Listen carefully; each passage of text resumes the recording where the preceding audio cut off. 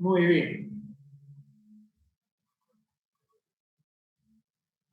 ¿Hay alguna duda hasta que están ingresando todo de nuevo a la reunión acerca de cómo es un estator y un rotor de una máquina? Estas máquinas grandes que ustedes están viendo son las que normalmente trabaja un ingeniero industrial. Motores chicos se consideran aquellos motores hasta 7, ahora le dan un poco más, hasta 15 kilowatts, pero motores chicos son esos motores que ustedes han visto en el laboratorio, los motores de la bomba, etc. Motores grandes son estos que les estoy mostrando. Supónganse que quieran moler la caña en un ingenio para fabricar el azúcar, para industrializar el azúcar. Estos motores se encargan de hacer eso. Necesitan una gran fuerza. Vamos a hacer, miren ustedes.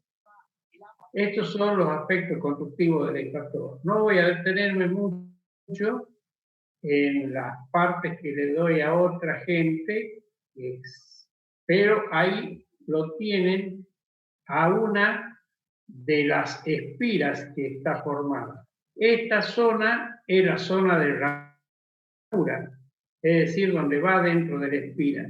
Y esto es lo que está afuera, en la cabeza de la espira. Ustedes podríamos ver el aislamiento entre conductores.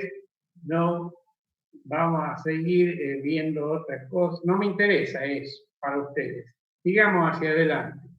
El número de espiras en la bobina varía entre 2 y 12. El número de conductores elementales entre 2 y 6. Todo esto es más para un ingeniero especialista, más para ustedes. Se lo barniza con fibras de amianto. Simplemente al efecto informativo, de motores hasta 4 kilovolts se utiliza la polimida, y motores de más de 4 kilovolts la poliamida de forma de película más fibra de vidrio. Vamos a ver si no nos cortan ahora. Vamos a entrar a la parte que quiero que vean para ustedes. Todo el material de aislante nos interesa. He aquí una espira de la que habíamos visto anteriormente, cómo lo están formando la espira, un motor grande de ABB, por medio de aglomerantes y materiales.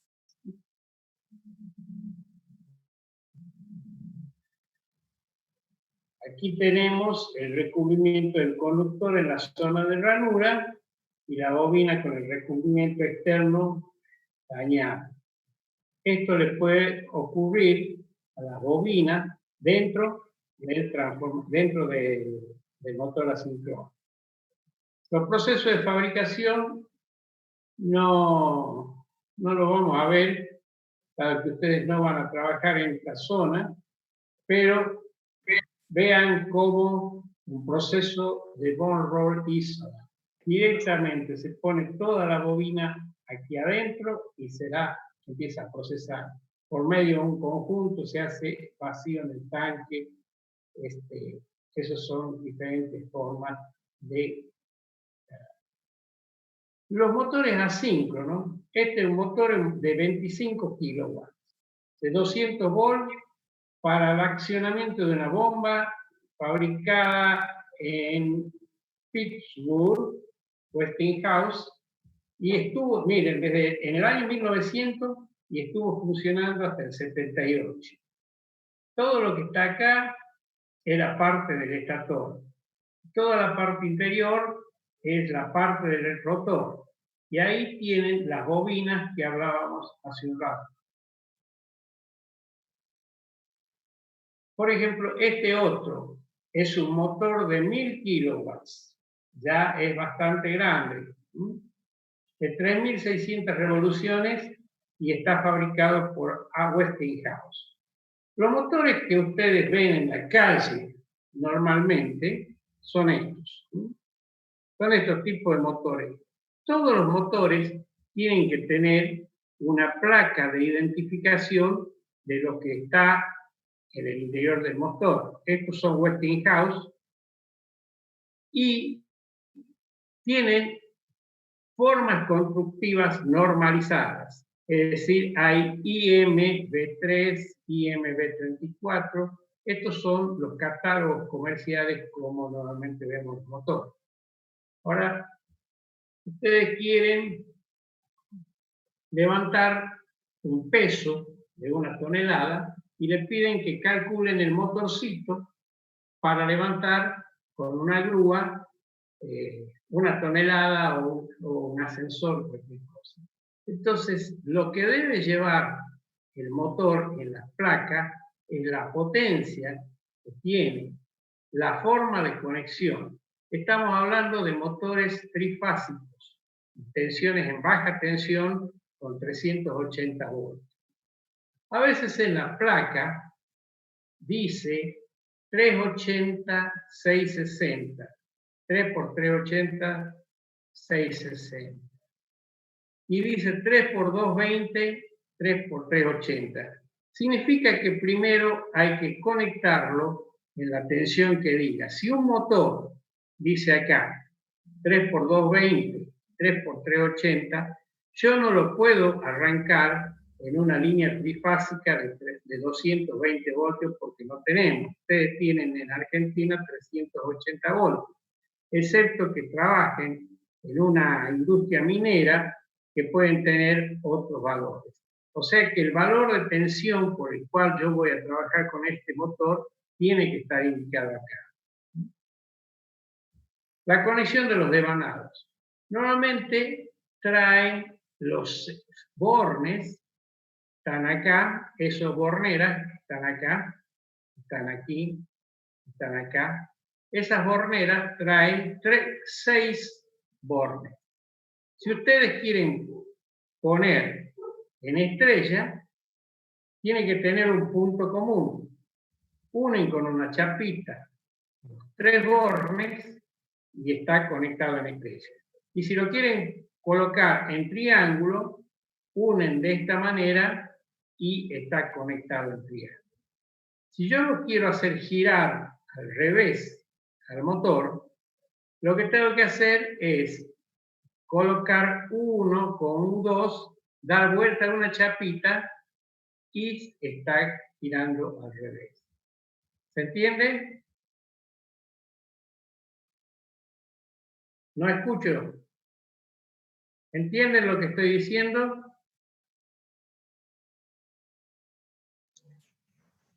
Estas son las cajas terminales de los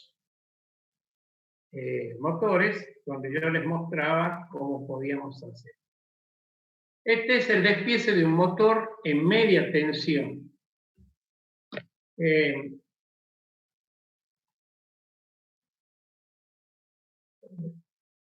¿Usted me está escuchando, señor Barrio Nuevo? ¿Villanueva?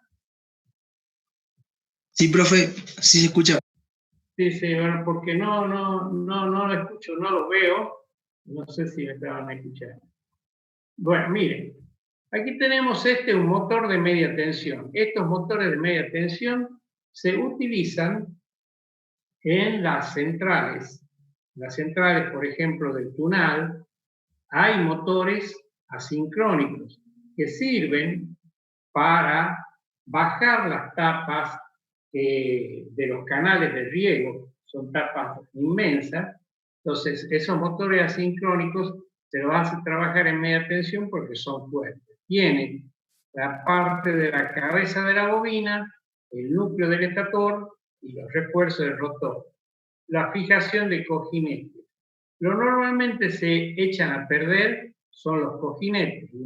Imaginen que esto está girando normalmente y los que más sufren esfuerzo son los cojinetes, o comparado con un motor chico serían los carbones que le dicen que se les rompen en un motor chico.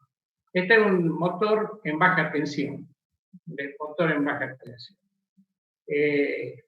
Yo le puse catálogos comerciales directamente. Esto que está aquí es para levantarlo al motor. Directamente, este es el estator. Aquí están los anillos que sirven para el rotor y la placa que va soldando. Ahí tiene los cojinetes. Ese es otro elemento que normalmente se rompe en los rotores.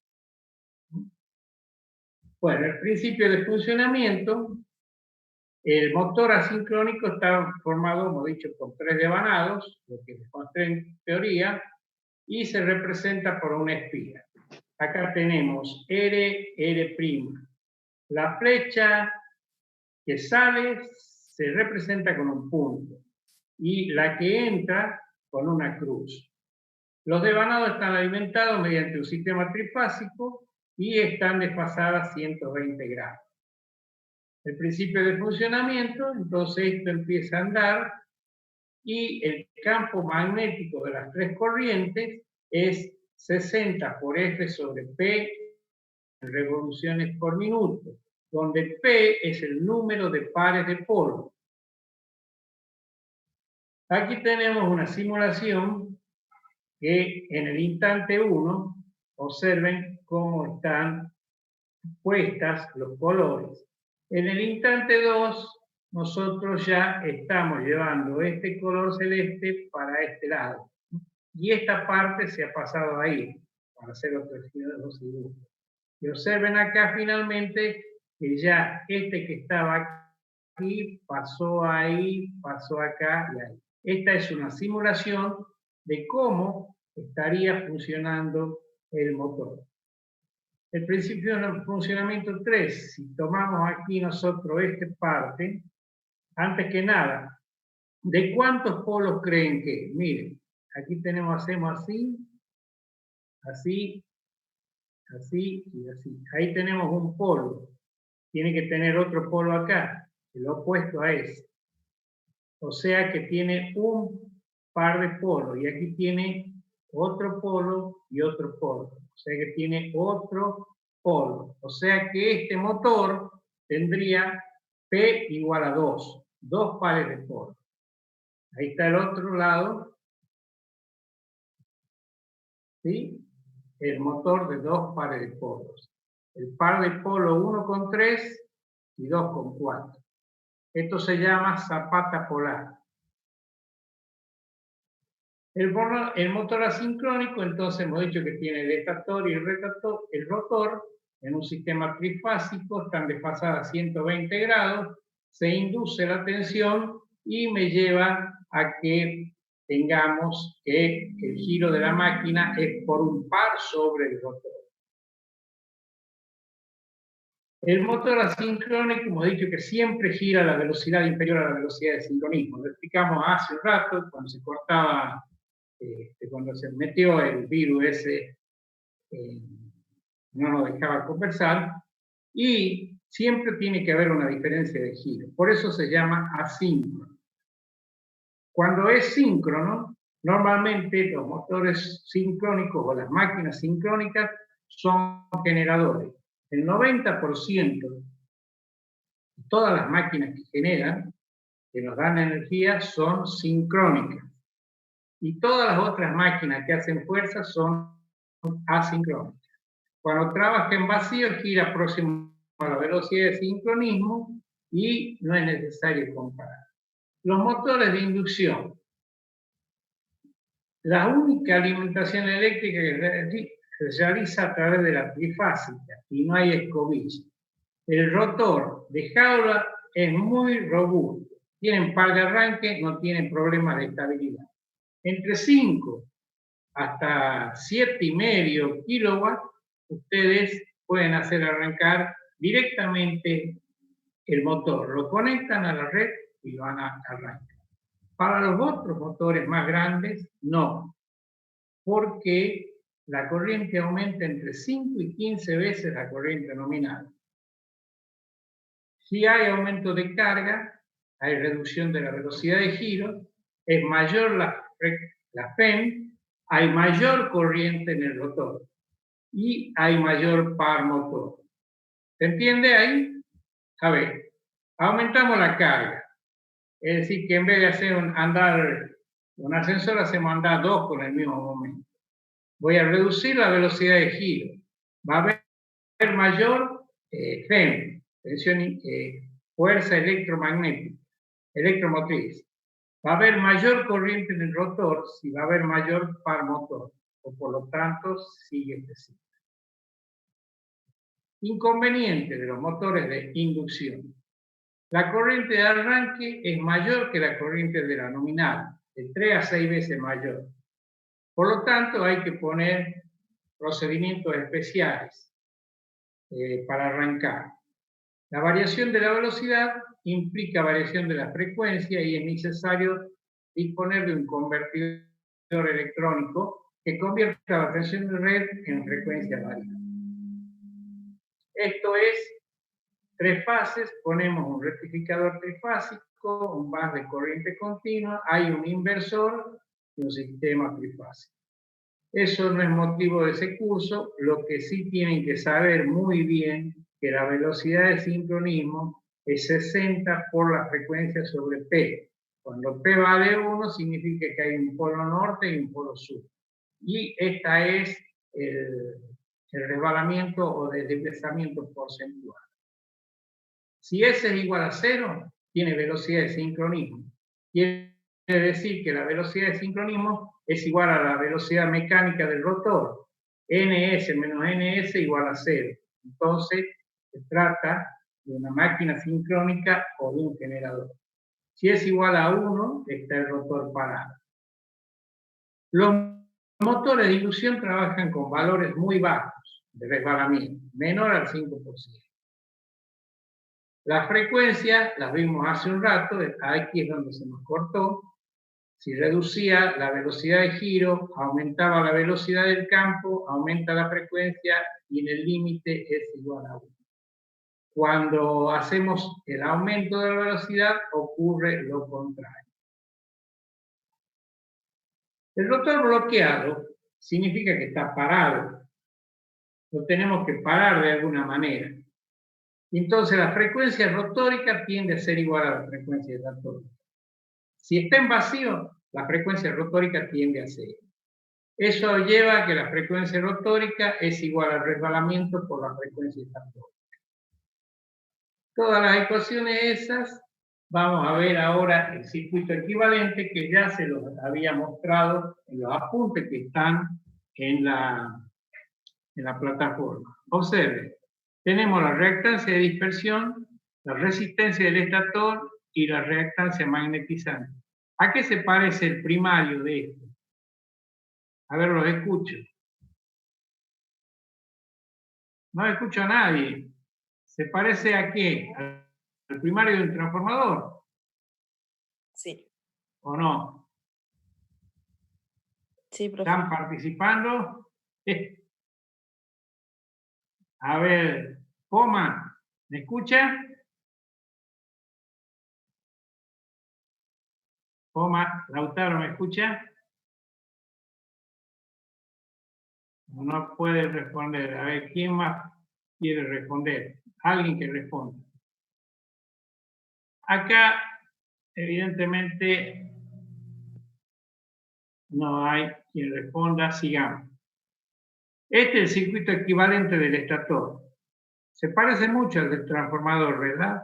La tensión U1 va a ser igual a la resistencia más la inductancia multiplicada por la corriente y más la tensión E1.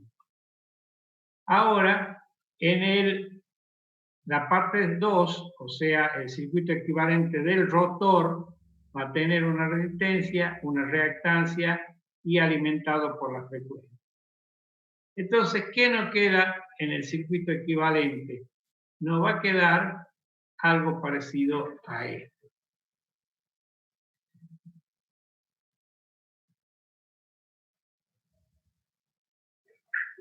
Para obtener el circuito equivalente se une el circuito del rotor y del estator, se plantea que la máquina es equivalente a un transformador y se reduce el secundario al primario. Nos queda de esta forma el circuito equivalente. ¿Sí? Ahora tenemos el circuito equivalente que tenemos esta tensión E'2 igual a E2 por RT, esa era la relación de transformación, pero para nosotros se pueden unir en cortocircuito y finalmente el circuito equivalente de la máquina sincrónica queda de esta manera.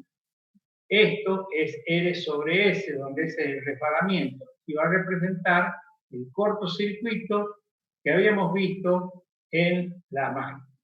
Entonces, si hacemos similitud con el transformador, la corriente va a estar puesta con la componente magnetizante más la componente de pérdida, que era la corriente del hierro en el transformador. Ahí teníamos la corriente de hierro y la corriente magnetizante. Nos queda el circuito de la equivalente de la siguiente manera. Esto está puesto en los apuntes, por lo tanto voy más rápido. La reactancia del estator, la resistencia del estator, la resistencia del rotor, la del rotor. Reactancia magnetizante y la pérdida en el hierro. Y esto es la carga, por eso tiene variable. Potencia mecánica entregada.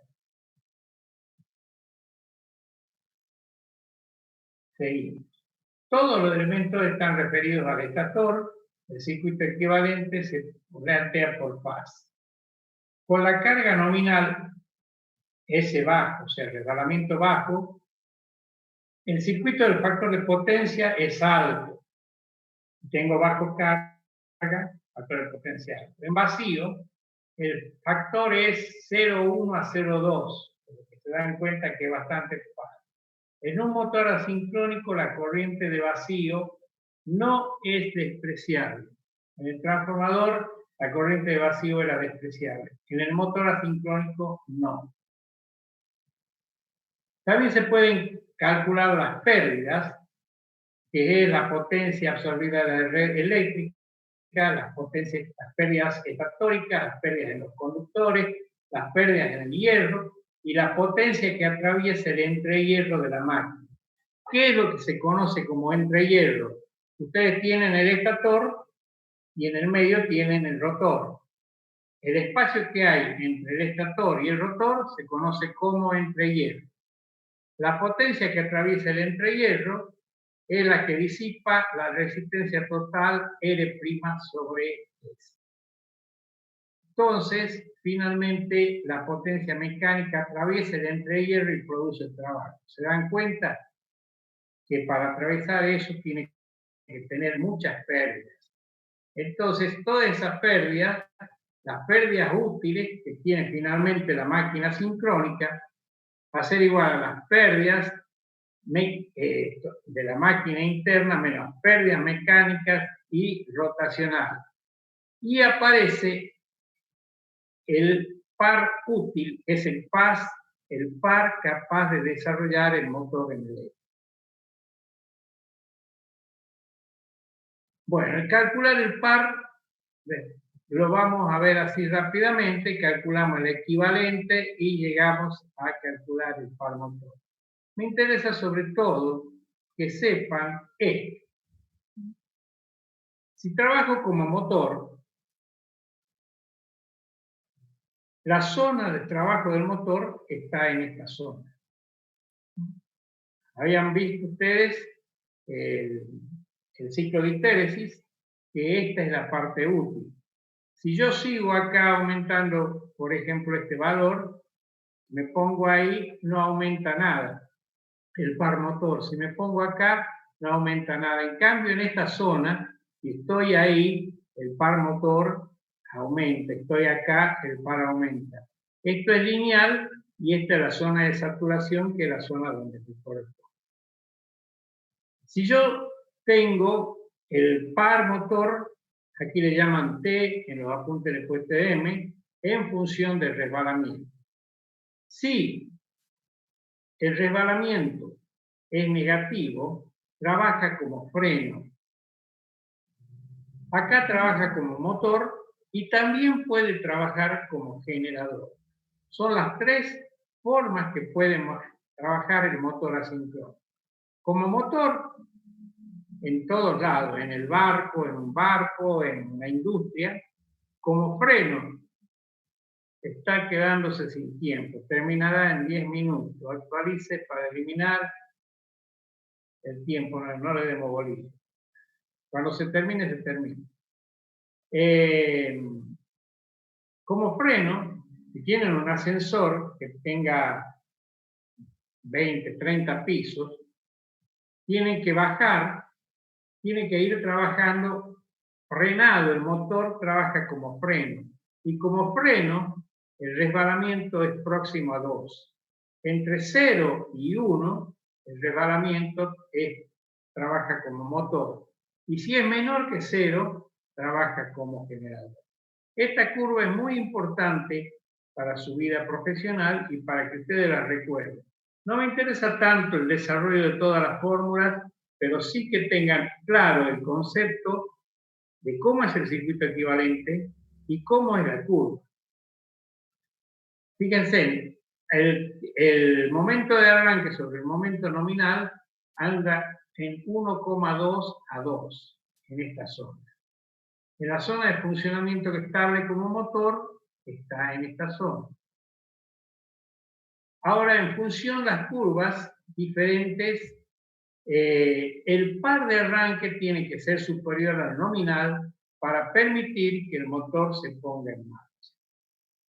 En su casa muchas veces le debe haber ocurrido de que tienen el ventilador y agarran con una lapicera o con un dedo, le hacen un golpe y ese es el par de arranque que empieza que la máquina a girar y no se para. ¿Sí? Bueno, nosotros necesitamos que el par de arranque sea superior al nominal. Para hacer ese arranque se utilizan diferentes métodos. Hay 3 métodos o 4 que lo vamos a ver a continuación. Estas son las curvas de respuesta en los motores de inducción. Y ahora vemos el par máximo no depende de la resistencia rotórica. El deslizamiento se produce si depende de la resistencia rotórica. El resbalamiento depende de la resistencia rotórica. El par no. Hay formas de arranque. Hay una que es muy especial, que es por inserción de resistencias en el rotor bobinado. Esas son máquinas grandes. Se van intercalando resistencias para disminuir la corriente. Recuerden que la corriente de arranque es muy grande en un motor asincrónico. Por lo tanto, tengo que disminuirla. Habíamos clasificado en 2 tipos: rotor bobinado, jaula de ardilla. El rotor bobinado admite inserción de resistencias. ¿Cómo hacemos los ensayos del motor? El ensayo del rotor libre. Igual que al del transformador, le hacemos un amperímetro, un batímetro, le ponemos una tensión y lo dejamos que ande el motor girando sin carga a tensión y frecuencia nominal. Eso, el resbalamiento, que es muy próximo a 0. Por lo tanto, tenemos el circuito equivalente. Al no circular corriente por la resistencia rotórica, solamente medimos las pérdidas en el cobre del estator. El ensayo de vacío al rotor libre permite medir las pérdidas del cobre del estator. Las sumamos a las pérdidas del batímetro 1 más el batímetro 2, va a ser las pérdidas del cobre del estator más la pérdida mecánica más la pérdida en el hierro. Podemos sacar la impedancia por fase del motor midiendo y finalmente llegar a esta ecuación. Ahora quiero el ensayo del rotor bloqueado. Eso se hace subiendo gradualmente la tensión de alimentación hasta que la corriente circulante sea la nominal. Comparemos con el transformador. El ensayo de cortocircuito, cortocircuitábamos, empezábamos a aumentar, cortocircuitábamos el primario, empezábamos a aumentar la corriente por el secundario hasta que por el primario circule la corriente nominal. Aquí también vamos subiendo gradualmente la tensión hasta que circule la corriente nominal, la vemos con el amperímetro, y es el ensayo de tensión muy reducida para evitar que se caliente tanto el transformador. Hay muy pocas pérdidas en el hierro, hay corrientes despreciables, se elimina la rama en paralelo y llegamos con esto a determinar las pérdidas para el ensayo de rotor en cortocircuito o rotor bloqueado, se puede decir. Las pérdidas van a ser lo que mide el batímetro 1 más el batímetro 2, las pérdidas en el cobre estatórica más las pérdidas en el cobre rotórica. Y la resistencia se obtiene por medición directa. Aquí tenemos acceso y podemos medir con un ómetro la resistencia que tienen los bobinados. El motor clase A XS es igual a X'. No les voy a detener en esto por ser de ustedes de la categoría del curso para industriales. Pero hay clasificación, motores clase A, clase B, clase C. El motor clase A es el que más se utiliza. Aquí tenemos las funciones de las corrientes en función del vacío. Fíjense, ¿cuánto aumentó la corriente nominal? El fabricante es un motor de 7,5 kilowatts, una tensión de 380 voltios y una corriente de 17 amperes. Tiene 6 pares de polos y anda a 1000 revoluciones por minuto. Normalmente los asincrónicos andan a 1000, 1500, 3000. Son los valores más conocidos que se utilizan. De la misma manera podemos ver las otras gráficas que no se las puse en los apuntes porque no es característica de este curso. Ahí sí tenemos. Si tienen 2 pares de polos, la velocidad de sincronismo es 3000 y a plena carga baja a 2900. Son motores ABB, ¿no? Guías para seleccionar un motor. Si tienen 4 pares de polos, hagan la siguiente cálculo. F igual a N por P sobre 60. Si vale 2, y saben que la frecuencia en Argentina vale 50, entonces sacan la velocidad de sincronía. Por ejemplo, vamos a ver el diseño del rotor. No vamos a entrar en ese caso porque no les corresponde a ustedes. Si un motor con resistencia rotórica elevada tiene buen par de arranque, pero bajo rendimiento. Si tiene resistencia baja, tiene bajo par de arranque y buen rendimiento. La solución es la variación de la resistencia rotórica.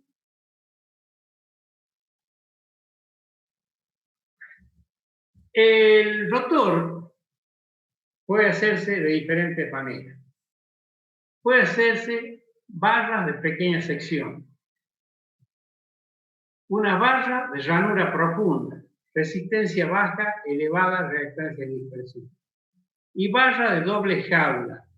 Se utiliza una combinación de las dos anteriores. Aquí la sección de las barras determina las propiedades eléctricas. Por ejemplo, acá uno con ranura estatórica. Fíjense cómo el flujo de dispersión se concentra hacia el interior. El circuito equivalente va a ser a E, una reactancia de dispersión y una resistencia. La reactancia de dispersión aumenta con lo mismo que el flujo de dispersión. En el arranque, que es lo más difícil, los valores de resbalamiento son elevados. La frecuencia del rotor es elevada. Y el efecto de la reactancia de dispersión, L de dispersión, es muy acusado. Eso me lleva a que la corriente circula solo por la parte más externa de la barra. Es decir, que circula la corriente por la parte más externa de la barra. La reducción de la sección útil aumenta la resistencia y aumenta el par de arranque. En condiciones nominales, la corriente circula por toda la sección de la base.